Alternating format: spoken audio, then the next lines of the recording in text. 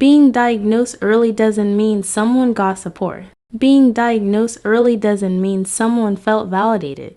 Being diagnosed early doesn't mean someone's life is better or easier or that they got any damn thing they needed in life either. Being diagnosed in the 80s or 90s when you were a kid doesn't mean that you will have an easier time parenting your kids that are diagnosed with the exact same things.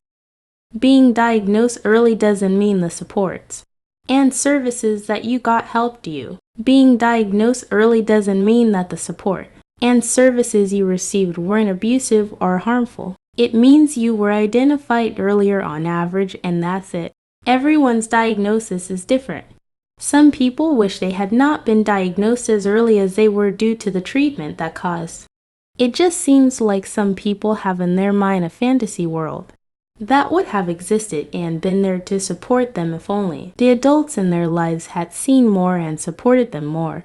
If only they had known about themselves, they could have had self-compassion earlier. Unfortunately, that's just not the case in reality. People assume they wouldn't have been put in situations that made them hate being who they are. The fact that late diagnosed autistic people wish they could have been identified earlier shows the pain involved with always being different and not knowing why. That pain sucks because we have to mourn lost time we can never get back. But I am around family and friends who were diagnosed early.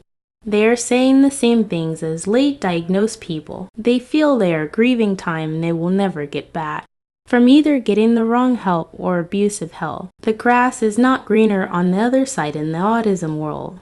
The other side is just a different kind of pain. One group is hurting because being themselves has many societal consequences, and others are hurting because not being themselves involves inner turmoil nobody can see. But all of the pain comes from the same messed up ableist and capitalist society we live in.